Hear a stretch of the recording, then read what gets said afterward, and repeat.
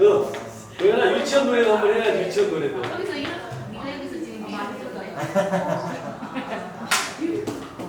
나왔어? 이제 어느 팀이 나왔어요? 아직 안 오네. 어느 팀이 하나, 둘, 셋, 넷, 다섯, 여섯, 일곱, 여덟, 아홉, 열. 예. 우리 현우 정영진 선생님을 소개합니다. 박수. 한 시간 큰절 한번 들어보도록 하겠습니다. 잘생겼다. 잘 들어왔어요. 네, 된 것 같습니다. 이렇게 하면서 하면 될 것 같아요. 나중에 저쪽 올 사람 나 보면 되고. 용담전 잘 다녀왔어요. 네. 수은 선생이 어쨌든 제가 많은 사람도 공감을 하는데 저도 공감을 하지만 고대 풍류도를 1000년 이상 끊어진 맥을 가장 완벽하게 복원하신 분이 수은 최재호 선생님이라고 볼 수가 있거든요. 오늘 아마 가서 좋은 기운 받아오셨을 텐데 수은 선생이 이렇게 경전을 쓰시고 삶을 살고 또 제 해월 선생님 받아서 도를 받아서 이렇게 활동하시는 걸 보면 우리 민족 종교 같은 데서도 보면 이제 저는 어떻게 평가하냐면 수은 선생과 해월 선생으로는 전도교 쪽에서는 가장 쉽게 말하면 뭐 천도를 한다든지 조상을 뭐 이렇게 해원을 시켜야 된다고 해도 빌미로 해서 많은 사람들한테 이렇게 돈을 받아내고 그런 거를 천도교에서는 안 했어요. 어떤 면에 그게 가장 큰 차이예요. 중산이나 대신진리 같은 데서는 이제 그런 작업을 통해서 많은 작업을 많이 하고 했지만 수은 선생은 그러지 않았어요.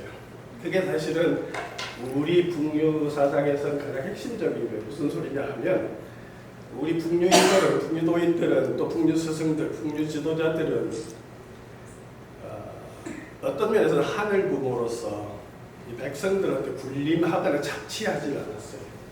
늘 부모와의 마음으로서 도와주고 삶을 바른 길로 이끌고 서로 문제가 생기면 갈등을 해소하고 회원해주고 이런 식의 공동체를 이끌던 그런 분들이었기 때문에 그 근대 종교에서 일부 세력에서 그런 전도나 이런 걸 빌미로 해서 많은 사람들의 경제력을 착취를 한다든지 가정에 문제가 생기게 한다든지 이런 거는 저는 약간 비판적으로 봐요. 그런 차원에서는. 일단 오늘 거기 다녀오셨으니까 그 얘기를 한 말씀 하고 싶고 사실 성풍님하고 저하고는 한 30년 교류를 했는데 풍류들 제일 아마 일집 단체를 만들어서 지금 하고 계시는데 고전이 많고 이제 다시 아마 때가 와가지고 이제 앞으로 발복을 하실 거예요. 발복을 하실 건데 사실 우리가 풍류도가 뭔지 그죠?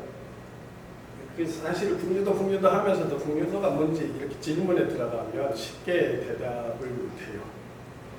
그래서 풍류도가 뭔지를 알려면 그런 우리 초기 공동체, 강균 때부터 있었던 상당 기간의 초기 공동체의 어떤 역사성이나 사상성 같은 거를 제대로 이해할 때 풍류도가 뭔지 알 수가 있거든요.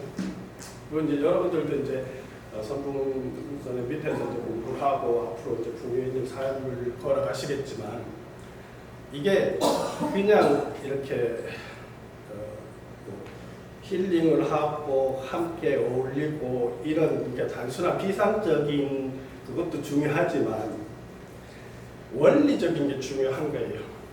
원래 도라는 거는 그 도가 가르치는 우주 생명, 자연 생명의 비밀, 우리의 생명의 비밀, 이 세상이 어떻게 움직이고 작동하는가 하는 이런 원리적인 걸 내가 알고 그것을 내가 가슴에 담고 그 원리대로 삶을 살아가는 게 그 도인의 삶인 거예요, 사실. 그래서 사실은 풍류도를 정확하게 이해하는 게 굉장히 중요한 거예요. 근데 사실 아쉽게도 이렇게 풍류도에 대한 역사성, 사상성이 아직도 공식적으로는 합의돼서 이렇게 공유하지 못하고 있거든요. 그만큼 우리 부의 도가 상당 1000년 이상 이렇게 맥이 끊어지다 보니까 맥이 끊어졌다는 건 무슨 소리냐 하면 사회의 주류층에서 그 정신을 가지고 공동체를 운영하던 시스템에서 유교 엘리트들이 한민족 공동체를 지배하는 이후부터는 북유도인들이 사회의 주도층으로 할 수가 없었어요. 그러다 보니까 그 개성의 맥이 끊어지는 거예요. 근데 그게 하도 오래되다 보니까 그 실상이 이제 전달이 잘 안 되고 이해가 잘 안 되는 거고. 그렇지만 어쨌든 수훈 선생이 수행을 통해서 상대를 다시 만나서 생명의 실상과 원리를 파악해서 다시 이제 도를 일으킨 거는 거의 북유도를 이제 재발굴시킨 거는 분명하거든요. 그래서 오늘 이제 선부 선생님이 미래가 북유도 시대가 될 것인가 뭐 이런 데 초점을 맞춰서 한번 얘기를 하자 했는데 제 판단에는 분명히 풍요적인 도를 인식한 사람들이 이끄는 사회로 갈 거예요. 미래 사회는. 그거는 거의 정해진 문명사의 길이라고 보거든요. 왜 그렇게 생각할 수 있냐 하면 우리는 단군 신화에 보면 그걸 참 우리가 쉽게 단군 신화를 생각해 보세요. 단군 신화를 보면 짐승, 곰이라고 하는 짐승과 호랑이라고 하는 짐승이 있는데 하늘에서 내려온 신인이라고 하는 판용이 계시잖아요. 근데 이 사람은 영적인 의식을 가지고 사람으로 바뀐 사람이고 아직 그런 영적인 것을 모르는 단계에 있는 사람들이 짐승이거든요.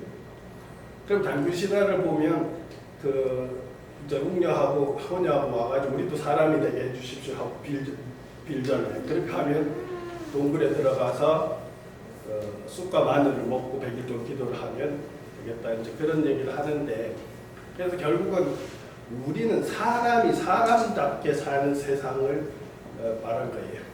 그렇게 살고자 한 거거든요. 근데 왜 미래가 풍요적인 삶이 다시 돌아오냐 하면 사실은 이제 동아시아사나 전체 세계사도 보면 특정 시점 이후부터는 짐승 같은 사람들이 세상을 주도했어요. 무슨 소리냐면 힘을 가진 사람들, 무력을 가진 사람들이 폭력으로 공동체를 지도하면서 다른 사람들을 제압하면서 그들을 착취하면서 세상을 끌고 온 거거든요. 근데 그게 결국은 지금 제국주의 상황이 오고 지금 트럼프나 이스라엘이 하는 행동을 보시면 알 수가 있어요. 지금 지금 푸틴도 마찬가지고 이분들이 하는 행동을 우리가 공부를 했을 때 선하고 착한 지도자라고 할 수가 없거든요. 자기 공동체의 이익을 위해서 타 공동체를 엄청나게 무력으로 공격하고 살해하고 하잖아요. 이거 분명히 잘못된 거예요, 사실은. 우리가 인류가 이렇게 많은 과정을 겪어오면서 공부를 하고 생각을 했는데 또 반대로 가고 있잖아요. 그럼 저는 어떻게 보냐 하면 지금 푸틴이 하는 것, 이스라엘이 하는 것, 트럼프가 하는 것 이게 결국은 그런 패도적인 이기적인 삶 또 정글 같은 법칙에서 힘이 센 자들이 이기는 삶 이런 문명이 파괴되는 어떤 변곡점이라고 보거든요. 이게 지금 단순히 쉽게 끝나지 않고 어쩌면 핵을 쓰는 단계까지 갈 가능성도 있다고 봐요. 그래서 기후재난인도 지금 문명사적으로 한계가 있고 정치적으로도 그런 문제가 있고 그렇게 되면 저는 이렇게도 생각해봐요. 우리가 글 공부도 하지만 우리 어릴 때 유치원 때 벌써 배울 때 도덕적인 사람은 어떻게 도덕적이 살아야 되는지 양심적으로 살아야 되는지 다 배웠잖아요. 근데 우리 실천 안 하잖아요. 그죠? 사회도 마찬가지란 말이에요. 근데 이게 글을 몰라서 못 배워서가 아니고 이게 사회 전체 분위기 시스템이 자꾸 그렇게 돌아가니까 거기 저항을 못하고 자꾸 매몰돼서 휩쓸려가는 거거든요. 그러면 인간이 공동 집단적으로 제 생각에는 이번에 오는 기후재난, 질병재난, 전쟁 이런 걸 통해서 엄청난 고통을 겪을 거예요. 앞으로 당분간 계속. 그러고 나면 집단적으로 반성을 할 거예요. 그 아픔 이후에. 왜? 그렇게 그런 생각을 하고 살아온 결과가 이렇게 그렇게 만들 거 아니에요. 그러면 그냥 글로가 아니라 체험으로 그렇게 살아서 기후재난이 오고 그렇게 살아서 질병이 오고 그렇게 사는 집단 이기주의가 전쟁을 만들고 그 무기를 개발한 것이 쏟아부어지면서 엄청난 희생이 되는 것 같아요. 그러면 그러고 나면 사람들이 어떤 생각을 할 거냐 하면 다시 이기적인 나로서의 삶이 아니라 우리로서의 삶에 대해서 생각할 거예요. 또 우리만이 아니라 지구 공동체, 지구라고 하는 하나의 생명의 장을 우리가 어떻게 공유하고 지속 가능하게 할까? 뭐 이런 고민들을 하는 계기가 생기고 그러한 삶을 살려고 노력할 때 가장 적어도 신석기 이래 문명으로 봤을 때 유전적으로 가장 합당한 공동체가 한민족 공동체예요. 그게 무슨 소리냐면 우리는 단군 시대, 환웅 시대부터 바로 그런 하늘의 이뻐의 이치에 따른 그 순리적인 삶, 상생의 삶을 살려고 노력하던 DNA가 굉장히 강했어요. 그러니까 우리가 되게 웃기잖아요. 흔히 말하는 우리는 제 부인 보고도 우리 마누라 그랬잖아요. 그죠? 그러니까 우리는 늘 우리의 하나의 큰 우리 속에 우리 함께 사는 거예요. 개별자가 아닌 거예요. 우리가 이기적으로 개별자가 되면 상대방이 타자화되면 그하고 경쟁을 하고 그를 제압하고 누르려고 하는 그런 힘이 그 욕망들이 강해지거든요. 그래서 그런 삶에서 벗어나서 다시 우리의 삶으로 돌아가고자 할 때 그때 바로 풍요도가 일어난다는 거예요. 그래서 그게 제가 보면 우리가 흔히 뭐 동북아 시대가 온다 그런 얘기도 많이 하죠. 유라시아 지도를 봤을 때 동북쪽 시대가 다시 온다고 하는 거거든요. 그러면 동북아 시대가 오는 것도 거의 예정돼서 지금 돌아가고 있어요. 사회를 보면. 그럼 동북아 시대에서 주인공이 될 수 있는 것은 중국, 한국, 일본이거든요. 그런데 중국은 한 4,000년 이상 패권이 지배하는 사회예요. 그들은 삶의 목적이 선한 공동체라기보다는 경쟁에서 이기는 사회였어요. 늘 속이고 이기고 속이고 이기고. 그러니까 그들의 지혜라는 게 선한 지혜라기보다는 어떻게 해서든 이기는 게 지혜인 삶이고. 그래서 중국 사람들은 친구가 되려고 하면 10년이 걸린다 하잖아요. 근데 우린 친구가 되려면 우리도 오늘 처음 보는 분도 오늘 저녁에 한번 술 마시고 두세 번 마시면 친구처럼 된다. 우린 그만큼 가슴이 열려 있어요. DNA가 아직도. 지금 한류가 나가는 가장 근본 원인 중에 하나가 뭐냐면 초기에 드라마가 나갔잖아요. 드라마가 한류가 나갈 때 가장 핵심은 정문화, 가족문화, 이렇게 효문화 이런 것들이 다른 나라 공동체에서 볼 때 자기들한테 없어지는 거예요.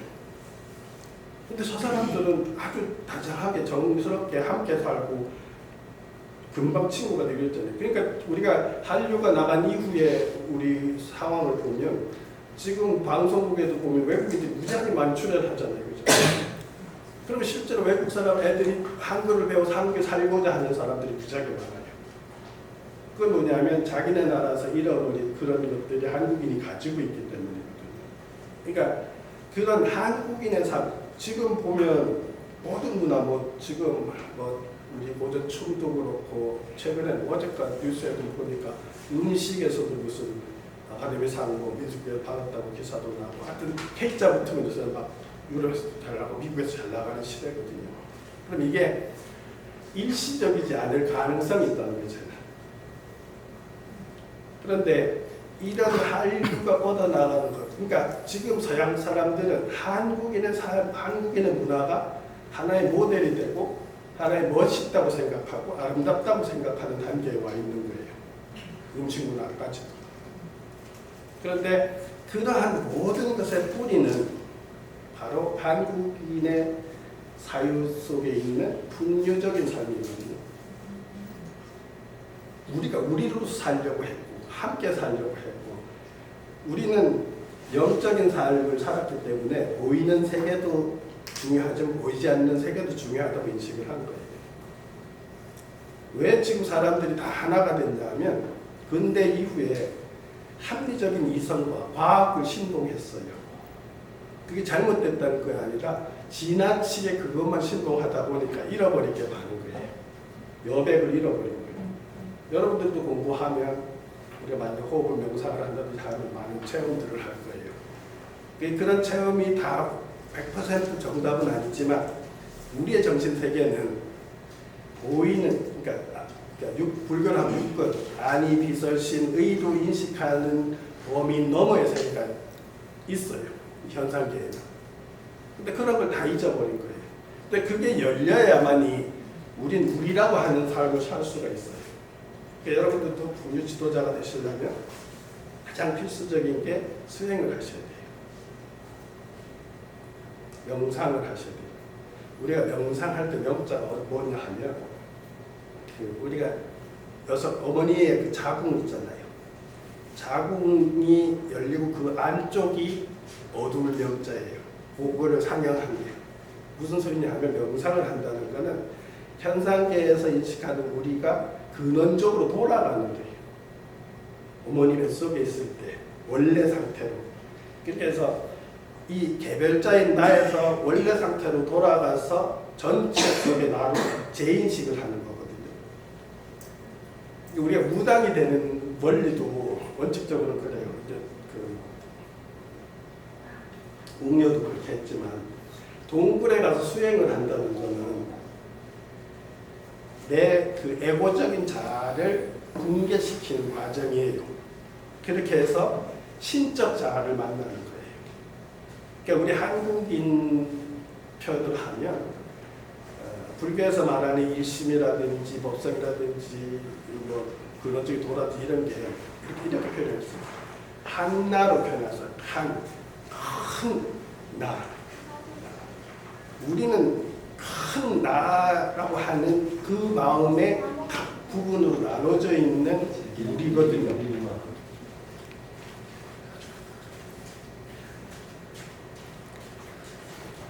그래서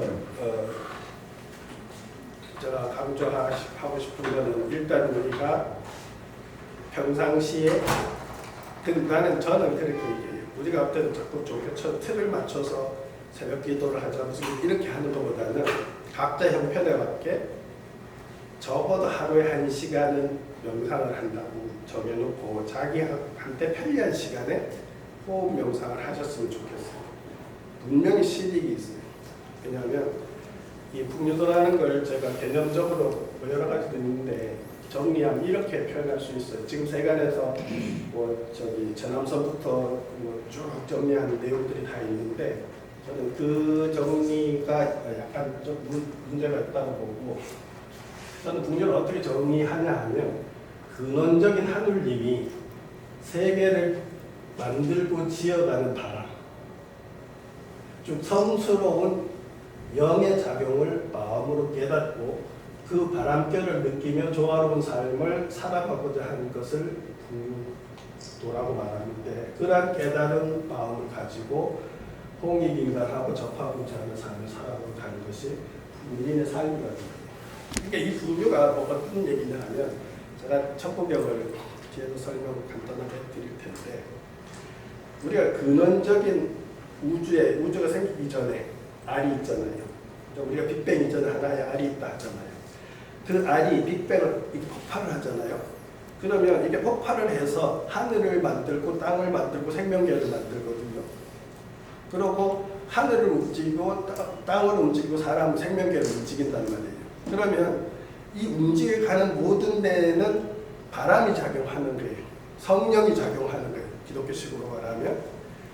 근데 그거를 그러한 이치를 인문적으로 머리로도 이해하지만 제가 수행을 하자 하는 거는 호흡 명상을 통해서 눈을 감고 그렇게 돼서 춤추는 우주를 자꾸 관을 하게 되면 세계라는 것이 이렇게 지어져서 이렇게 돌고 이렇게 돌고 근데 그걸 늘 체화시켜서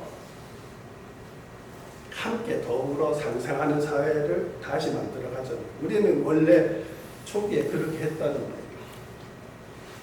그래서 천부경 가지고 그 얘기를 간단하게 한번 얘기를 해드릴 텐데, 천부경 보시면 사람들이 천부경 되게 많이도 해독하고 어렵게 이해해요. 근데 어떻게 보면 천부경은 근원적인 하나에서 세계가 어떻게 생기고 생기는지를 공간적 확장을 얘기해요. 여기까지.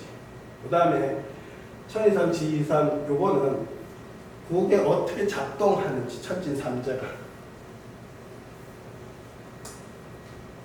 그 다음에 대상은 육색, 우선사선 요거 관우치는 4계절과 12달이 작동한다는 거 말하고, 또 하나가 늘 변화하고 현상계를 지었다 무너지고 하지만 끝이 없다는 얘기고, 그 다음에 여기서는 그 모든 것의 근본에는 근원적인 아닌 빛이 세계를 지어서 움직였기 때문에 우리한테도 빛이 들어있어요. 우리 의식에도 마음의 근원에는 빛이 늘 있거든요.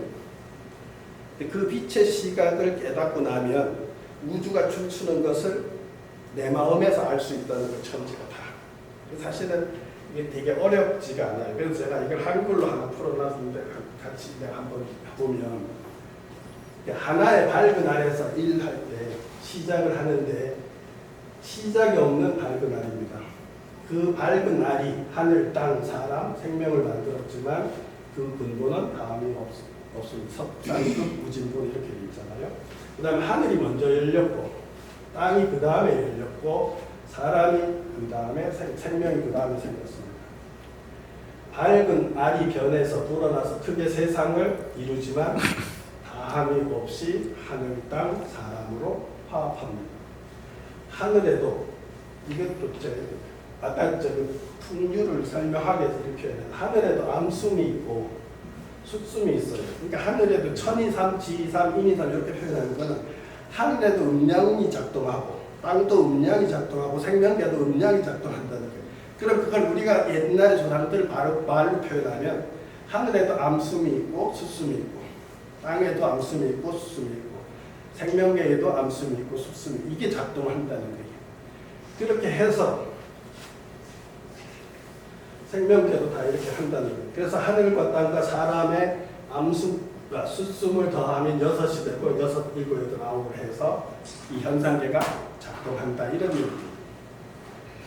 그리고 그 다음에 큰 새, 하늘과 땅과 생명이 움직여서 응상사성 사시사계절을 만들고, 환오칠은 이렇게 둘러서 5와 7을 더하면 12달이 되거든요. 12가 12달이 된다는 거예요. 그리고 근본인 알은 신묘하고 관계해서 10,000번을 허물고 10,000번을 지어도 교수님은 변하지 않지만 근본은 변함이 없다 이렇게 되고, 사실 이게 제가 늘 강조하는데 수행을 하시라는 거예요. 무슨 소리냐 하면, 밝은 알의 마음의 본질은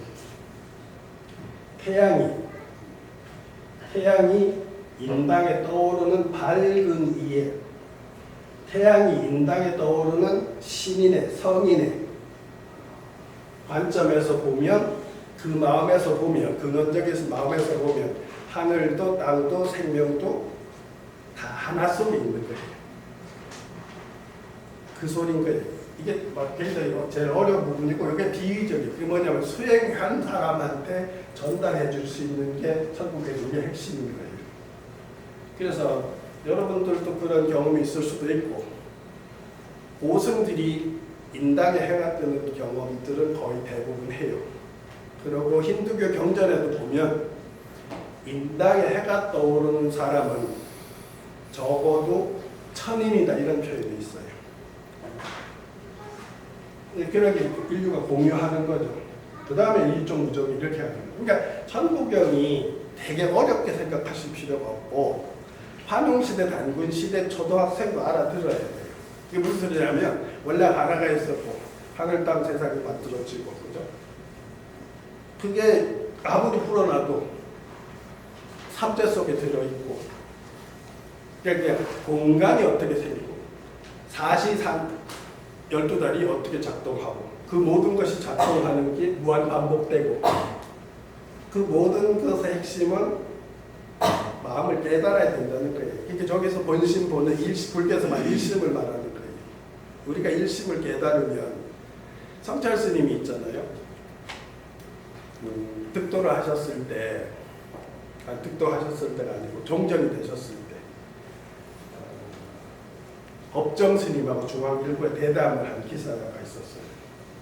그 중에 제가 기억하는 대사가 뭐냐면 알고 보면 장 지금인데 늘 항상 경상도로 장늘 항상 알고 보면 장 지금인데 이 편이 그게 일심을 깨달았을 때의 경지에서 말할 수 있는 거예요. 여기서 말하는 본심은 바뀐 적이 없어요.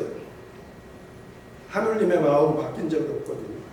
그래서 구약 성서에서 보면 하나님 뭐라고 하면 나는 오메가요 알파라고 하면서 나는 우주가 창조될 때부터 지금까지 모르는 게 없고 앞으로 펼쳐질 일도 모르는 게 없다고 구약에서 하나님 계속 주장을 하셔요.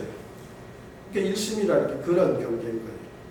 그러니까 불교에서 말하는 일심을 인격화시켜서 말하면 하나님이 되는 거예요. 우리 상제님도 마찬가지예요. 같은 거 보면. 그러니까 결국은 우리는 그러한 이 우주 법계가 어떻게 지어지고 어떻게 작동하고 순환하는지를 글로만 깨달으면 안 돼요. 왜? 글로만 깨달으면 하다가 A시향 돌아서요. 무슨 소리냐? 우리가 함께 여러 사람이 살려면 도덕이 필요하고 질서가 필요하잖아요. 근데 이거를 여러 사람이 함께 살기 위해서는 이러이러한 도덕이 필요하다고 그냥 인문학적으로 설정하고 따라오라고 하면 그 말이 틀린 게 아니라 하다가 관둬도 상관이 없잖아요. 도덕적 아니게 살아도 상관이 없잖아요. 근데 깨닫고 사는 건 틀린 거예요. 깨닫고 보니까 우리가 다 인연 공동체라는 거예요. 여러분들도 지금 아마 선풍님을 중심으로 이렇게 만난 것도 전생에 어느 시공에선가 또 만난 기억이 있을 거예요. 그게 일심에 드러난 사람은 가끔 구경할 수가 있어요. 여러분들이 일심에 들어갔을 때 500년 전에 선풍님하고 어디 공간에서 만나는 장면을 볼 수도 있다는 거냐 말은.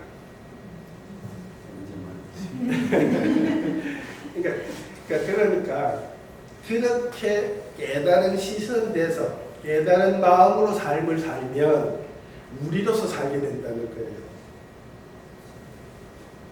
그러니까 우리가 풍요인의 삶, 미래가 풍요인의 시대가 온다고 했을 때 여러분들이 다른 재능도 키우고 하는 거는 이제 방편은 필요해서 여러 가지 재능을 가지고 할 수도 있지만 그 근본에는 그렇게 마음 공부를 하는 자세가 기본적으로 깔리고 명상을 하셨으면 좋겠다는 거예요. 그래서 뭐 명상을 한다 금방 다 들어가는 것 그것도 없이 혹은 업력에 따라 차이는 있지만 안 하는 것보다는 분명히 나은 거고 자꾸 하다 보면 체험을 하게 돼요. 작은 것부터. 하다 보면 쉽게 말해 작은 거라고 하면 여러분들도 그런 경험이 있을 수 있을 거예요. 내가 오늘 명상을 하는데 그림이 떴어요. 근데 내가 전혀 모르는 사람이 그림이 떴어요. 이게 뭐지? 누구지? 그랬는데 다음날 어디를 갔는데 그 사람이 저기서 오는 거예요. 근데 그 사람 분명히 이 생에 내가 본 적이 없어요. 근데 꿈에 먼저 와요. 그게 마음이 작용하는 거예요. 공간도 마찬가지로 그렇거든요. 내가 일단 오늘 용담정에 온다는데 용담정에 와보신 분도 있고 안 와보신 분도 있잖아요. 근데 만약에 여러분들 중에 명상을 깊이 많이 한 경험이 있으면 어떤 분은 이제 오늘 여기 용담정에 가기로 했잖아요. 그러면 용담정에 어떤 그림이 보일 수가 있어요. 수선생 계시는 데가 보일 수도 있고 앞에 수선생 동상이 보일 수도 있고 그런 게 먼저 보일 수가 있다는 거예요. 그 뭐냐 마음이 그렇게 마음은 갇혀 있는 게 아닌 거예요. 참난 우주에 가득 차 있거든요.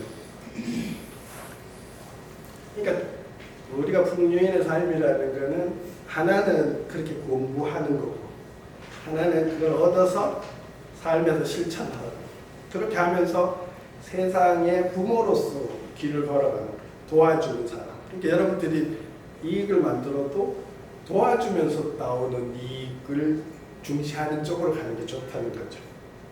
남의 걸 뺏는 것보다는 협조해서 도와주면서 이익을 해서 나도 살고 너도 살고 하는 쪽으로 우리가 자꾸 마음을 써야 그게 이제 부인의 삶이 되지 않나 그런 생각을 해봐요.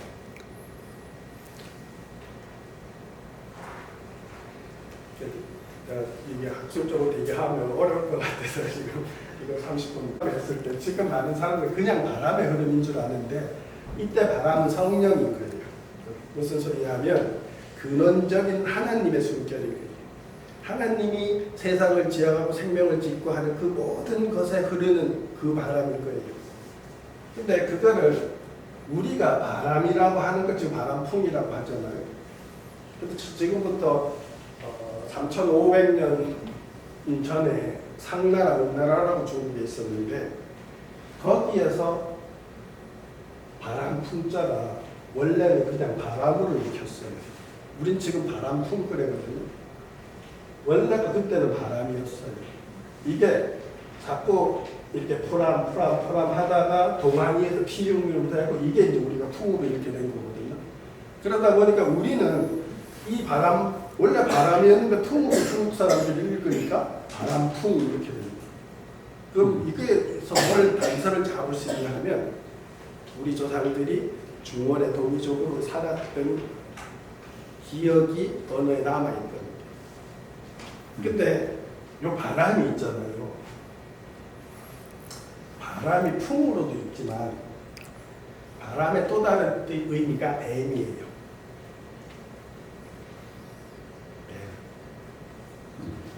M인데 우리가 동이족 할 때 뒤에도 있는데 우리는 자꾸 이렇게 일을 하면 이걸 자꾸 그냥 이렇게 여러분들도 그냥 상식적으로 이런 소리 자꾸 들으면 큰 궁이라고 듣거든 활이라고 듣잖아요. 큰 활이 아니고 이게 큰 구렁이에요. 이게 뭐냐 우리 동족들은 우주의 바람 속에 들어있는 생명의 인자 요거를 뱀 씨앗으로 인식을 했어요. 그렇게 사유를 했다. 그래서 복희 여회상도 보면 뱀이 이렇게 암수가 꼬고 있는 거 이런 그림도 그런 배경에서 나오는 거예요. 실제로 우리가 서울에 있는 풍납토성 같은 경우도 원래 그게 우리 원래 순수 말로는 배암성이거든요. 뱀성이었답니다. 그래서 지금 제가 공부를 하면서 우리 민족의 역사를 찾아가는데 가장 큰 단서가 독립공공이라는 단서였는데 그래서 이 독립공공이라고 하는 세력은 뱀족인 동시에 칠성신앙인들이거든요. 한민족의 가장 기본 신앙은 칠성신앙이에요. 우리 할머니들이 여러분 할머니들이 장독대에다가 새벽에 일어나서 정한석 들어오고 빌 때는 하늘의 칠성님한테 늘 빌었던 거. 그게 우리 한민족의 가장 기본 신앙이에요. 조금 어려워도 역사성을 알려고 하는데 이 독립공공이라고 하는 얘기는 자장스님이 남겨놓은 그 어록 중에 독립공공이라는 표현이 나와요. 여기 신라 박씨들이 독립공공이라는 개념인데 실성이 나와요. 그래서 이 사람들이 원래는 여기 중원에 살았어요. 기록상으로 이렇게 해서 들어오는데 그냥 짧게만 하고 나중에 찾아보세요. 이 사람들은 뭐냐 하면 공공이라고 하는 사람들은 이게 공자거든요. 공자는 이렇게 한 손으로 이렇게 하늘을 떠받드는 그 글자를 이렇게 바꿔서 공자를 만든 거예요. 그럼 뭘 떠받들었냐면 이 공자를 떠받들었어요. 근데 이 공자를 떠받들었는데 이게 사람이거든요. 이게 무슨 무당문자죠, 그죠? 이게 무슨 소리냐면 우리 동북아시아의 무속의 기원은 바로 요거를 떠받들던 사람들의 문화에서 왔다는 거예요. 그럼 뭘 알 수 있냐면 공공이라는 세력이 중원을 비롯한 이쪽의 그 샤머니즘에서는 뿌리라는 걸 알 수가 있어요. 그래서 이 사람들이 여기가 북극성이고 직성이 도는 회전한 북극성입니다. 우리가 땅에서 하늘을 숭상하는 나무를 세워놓고 하늘을 숭배하는 사람들이 단군이었던 거예요. 원래는.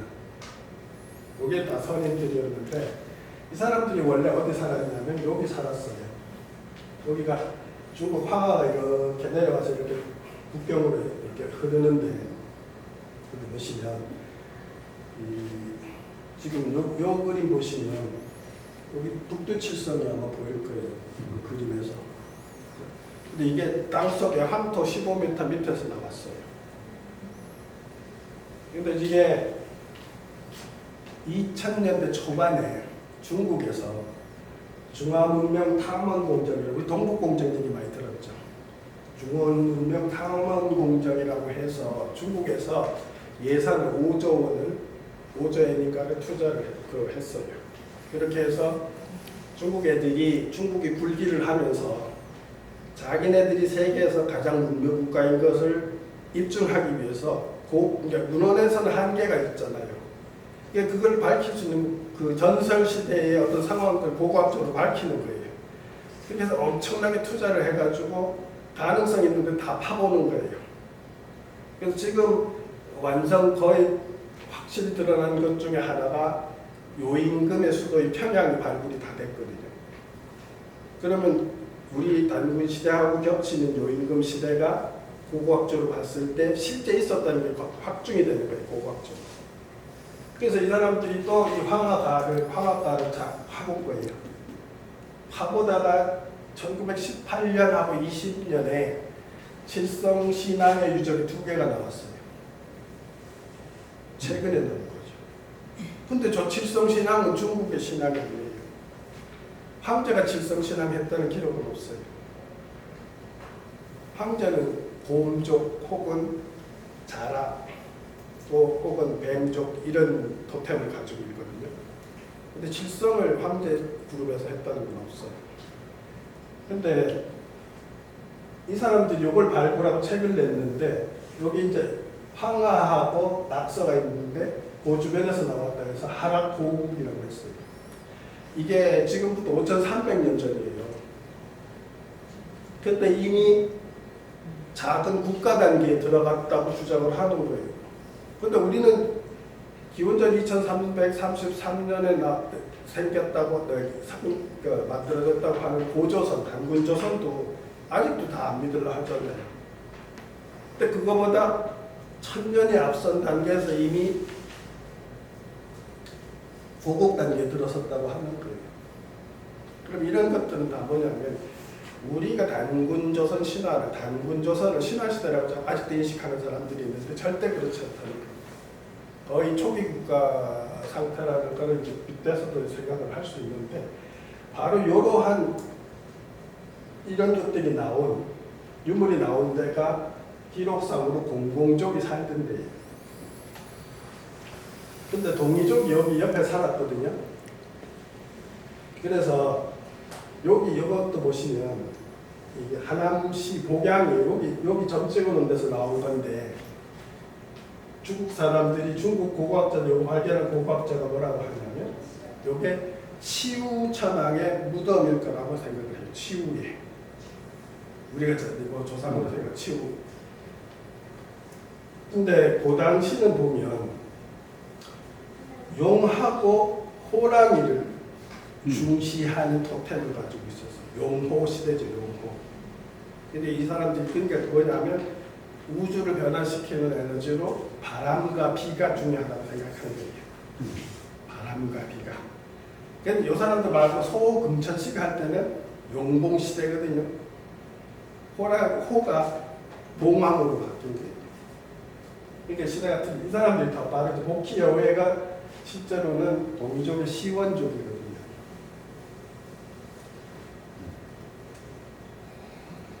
그래서 지금 여기 칠성 이렇게 나왔어요. 근데 이게 보세요. 이게 뭐 어떻게 만들었냐면 이게 항아리예요. 항아리를 북두칠성의 밝기 있잖아요.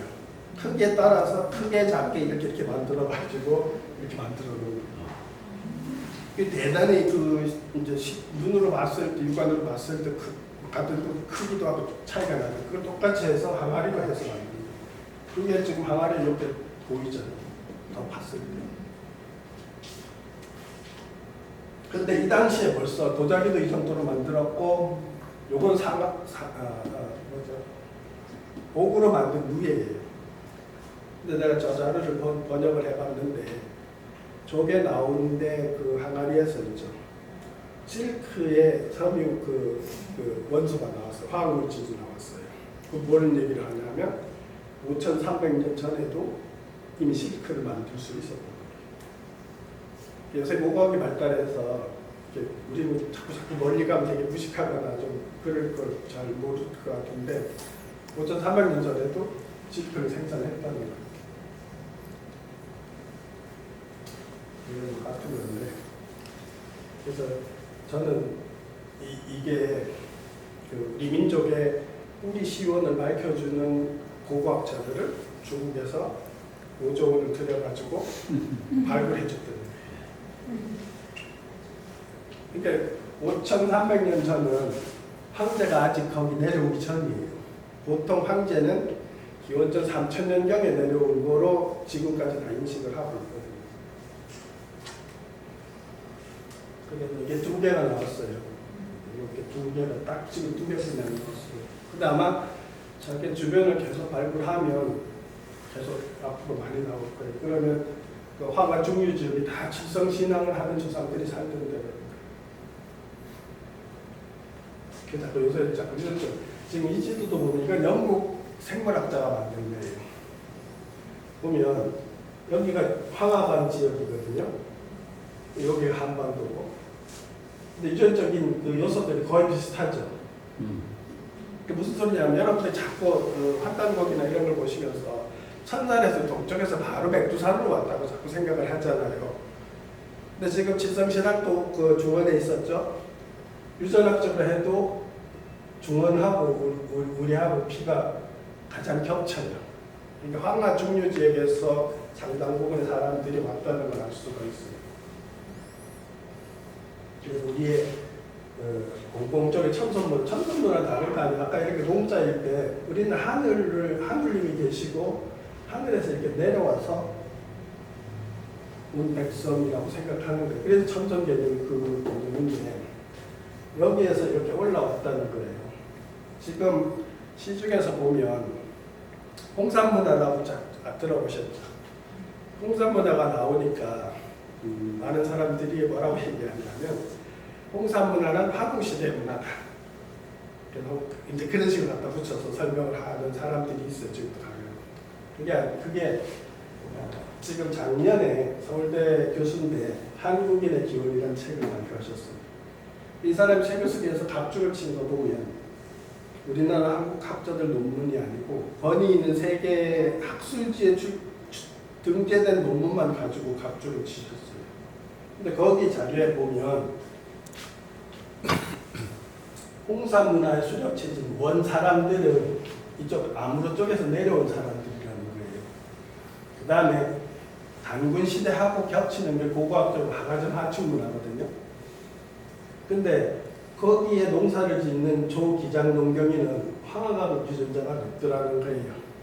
이게 O2 유전자인데 황화 중류의 50%가 O2 유전자고 여기가 O2 유전자 50%고 지금 여기도 O2 유전자가 50%예요. 그러니까 지금 제가 자꾸 겹쳐서 설명하는 거는 칠성신앙이나 고고학적으로도 유전학적으로도 우리는 황화 중류를 거쳐왔다는 거예요. 조상들이. 그거는 이렇게 돼 있어요. 그 시간에 자료는 안 올려놨는데 한단고기는 천산알타에서 이렇게 바로 온 거로 돼 있고 여러분들 좋아하시는 부도지 있죠. 부도지는 천산에서 중원을 들렸다가 온 거로 돼 있어요. 그러면 요 학설은 부도지하고 이제 이주 경력을 겹치는 거예요. 중원에 들렸다.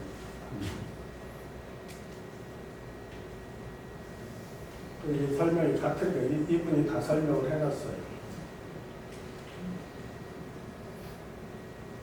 그래서 이렇게 우리가 원래 여기는 곡격대 사람들이 살던 데고 여기 동이공공이 이렇게 와서 결합을 해서 단군 조선이 만들어지고 이 사람들이 이렇게 해서 경상도까지 들어오게 돼서 진한 사람들, 진국 사람들이 바로 이 사람들의 원 흐름을 타고 있는 후에 우리가 되게 있었죠. 그 칠성 그 화순의 빗살무늬 톱이라든지 가끔 더 오래됐잖아요. 빗살무늬 톱이. 예. 그러니까 수렵사에서 총동리에서 근데 그 빗살무늬 톱인들이 질성신앙을 하지는 않았거든요. 그런 고각자는 없어요.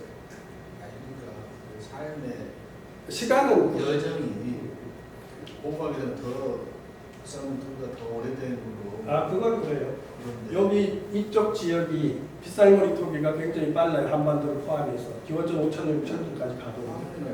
예. 한반도 인남이잖아요. 이렇게 쭉 빗살무늬가 있었어요. 기원전 5,000년, 6,000년까지도 가요. 지질학적, 공과학적으로도 증명을 나는 걸로 알고 있어요. 굉장히 오래된. 이거는- 시원이 한반도 남반이다. 한반도 남단 뭐 그건 뭐 설도 있는데 지금 그 아까 말한 그 교수가 또 그 책에서 얘기하기는 기원전 6,000년경이 되면 아무르 지역에서 있었던 신석기 수렵 체질인이 홍산문화 지역으로 들어가고 이렇게 내려와서 한반도 남쪽까지 와서 유전자가 지금 같은 게 밝혀지고 있거든요. 그러니까 무슨 소리냐면 아무르인 홍산 요하 문명인 한반도 남부에 있는 어떤 사람들의 유전자가 겹쳐요 지금.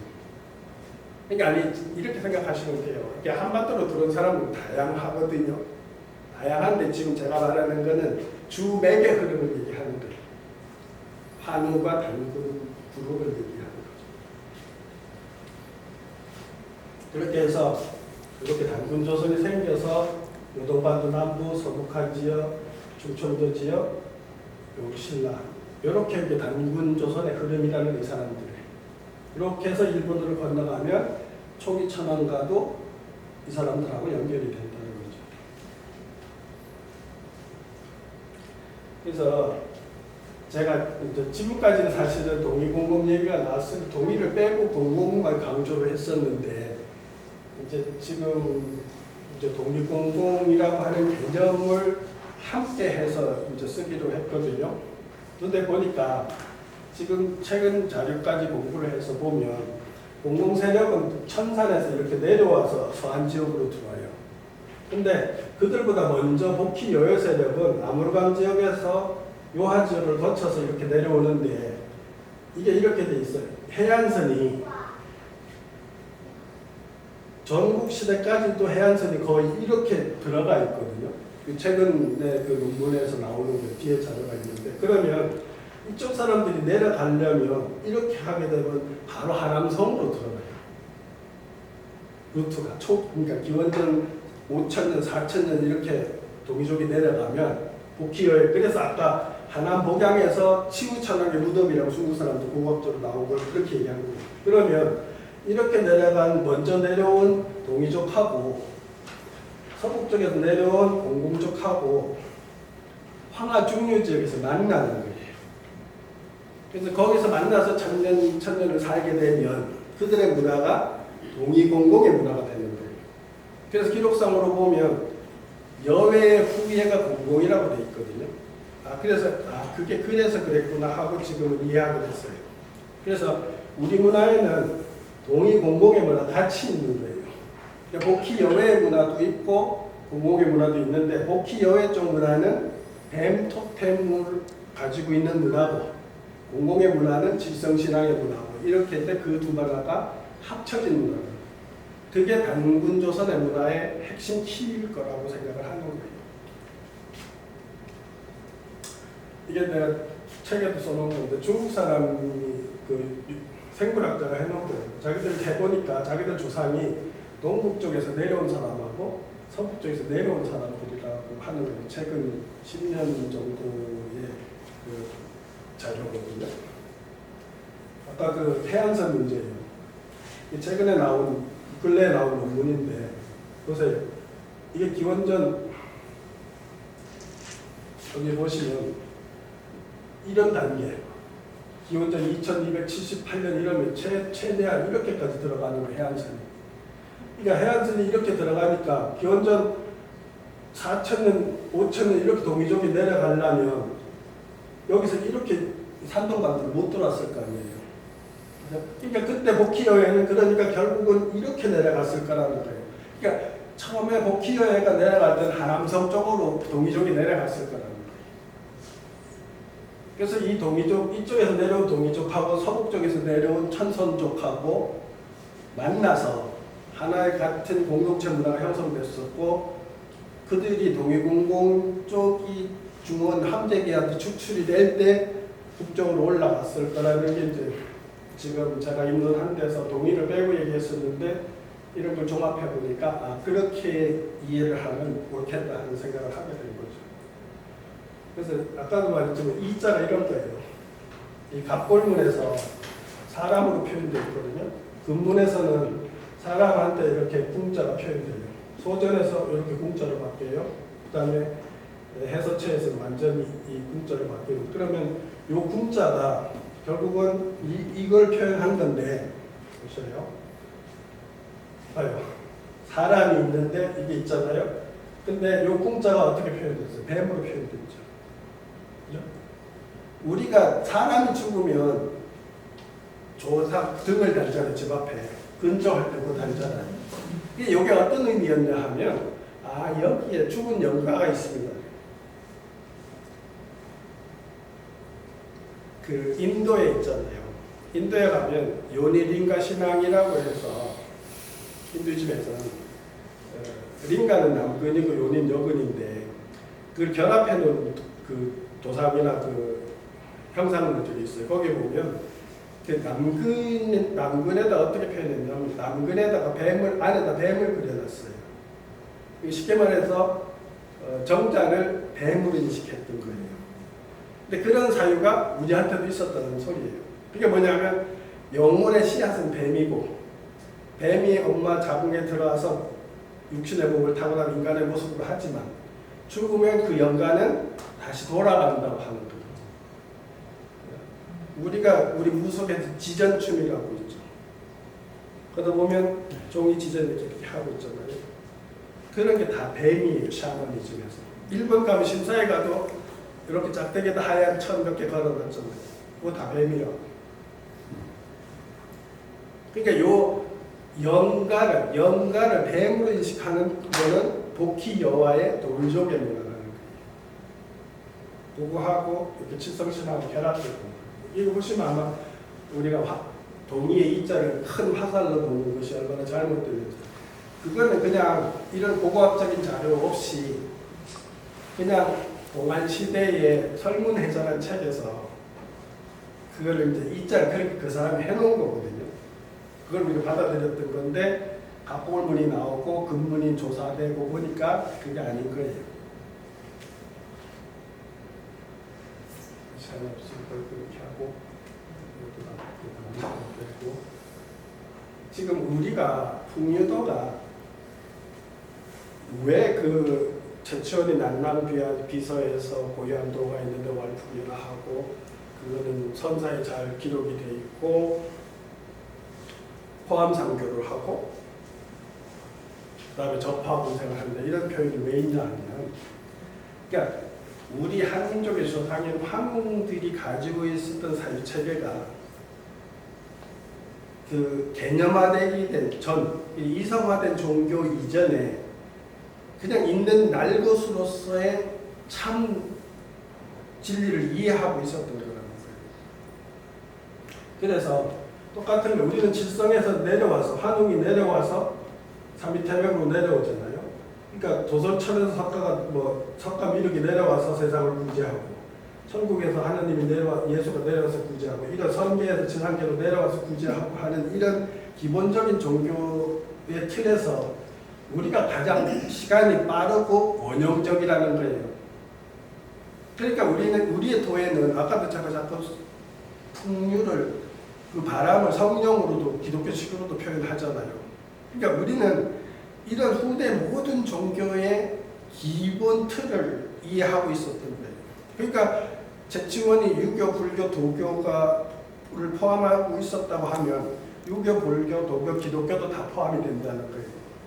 그러니까 우리 고유 사상의 풍류도는 그렇게 세계가 어떻게 형성되고 그 질서가 어떻게 흘러가고 그 질서를 움직이는 것은 성령이고 하나님이 창조하는 과정이고 그거를 순방향으로 상생 방향으로 그거를 깨닫지 못한 사람, 접하본생이라는 거는 그 도를 아는 사람이 깨달은 사람이 그 도를 깨닫지 못하고 짐승처럼 사는 거를 사람으로 만들어주고 도와주는 거예요.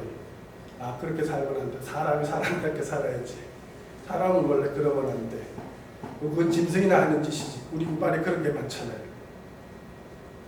그러니까 그런 게 가장 원형적으로 우리는 그런 우주적 질서에 따라서 승해서 삶을 살려고 했기 때문에 적어도 유라시아 문명사에서 그렇게 살려고 한 세월이 가장 긴 민족입니다. 그게 처음에 제가 얘기했듯이 문명의 한계를 부딪혀서 많은 고통이 지나게 있겠지만 그 세월이 지나고 나서 다시 나의 삶이 아니라 우리의 삶을 사는 시대가 되려면 바로 풍류정 시인을 다시 재발굴시켜서 그러한 공동체를 지향할 때 세계는 이제 한 단계 더 업그레이드 되는 이제 세상으로 가고 그게 이제 문명의 진보 발달이기 때문에 우리 당연히 그 문명의 진보의 방향성에 따라서 가는데 그게 이제 동북아 시대라고 하는 현실적인 거, 운명적인 거 이런 걸 전부로 고려해 봤을 때 어쨌든 제가 보면 분명히 풍류인의 자질을 갖춘 사람들이 세계 정치, 경제, 사회, 예술, 문화를 주도하는 사회가 올 거라는 거예요. 그러니까 그거는 숫자의 문제지 필연으로 간다는 거예요. 그러니까 여러분들도 선교사들하고 열심히 분계서를 익히고 그렇게 하셔서 자신감을 가지고 공부를 하시면 세상에 도움을 줄 수 있는 또 세상에 우리를 필요로 하는 그런 사회가 올 거니까 희망을 가지시고 공부를 하시면 분명히 좋은 결과가 있고 그거는 자리이탈 나도 좋고 세상도 좋은 거예요. 그러니까 그냥 뭐 이렇게 힐링하고 놀이풍류 이런 정도 중요하지만 제가 원론적인 걸 얘기하는 이유가 사람은 제가 자주 쓰는 말이 사람은 생각의 노예예요. 우리가 욕망의 세계, 이기적인 세계를 머리에 담고 있으면 삶이 그렇게 가요. 그죠? 근데 이게 풍류의 도를 알고 삶을 살면 풍류 도인의 삶이 되는 거예요. 그럼 어떻게 돼요? 그 풍류도가 뭔지 알고 그걸 깨달아 보려고 노력하는 과정이 필요한 거예요. 우선. 그러니까 늘 겸수를 하는 거죠. 한쪽에서 내가 공부를 하고 내적 공부를 하고 밖에서는 자꾸 실천하고 현실 적응하고 현실 변화시키고 접하분석하고 이렇게 방향을 그렇게 잡으시면 느려도 꾸준히 하여튼 저는 강조하고 싶은 거는 원리를 알고 수행을 해야 된다. 그러니까 하루에 1시간이라도 하시라고 어떤 지금도 하고 계시겠지만 새벽형은 새벽에 해도 되고 저녁형은 저녁에 해도 되고 오후 시간은 오후 시간 근데 늘 항상 호흡을 내가 깊게 가지려니 해서 하겠다는 그거를 마음자세로 하시면서 다른 각각의 어떤 능력들을 개발하셔가지고 앞으로 활동을 하시면 이게 대세이기 때문에 어쨌든 그 중심 깃발을 잘 들고 가시면 따라오는 사람이 있을 거예요. 여기까지 할게요. 와.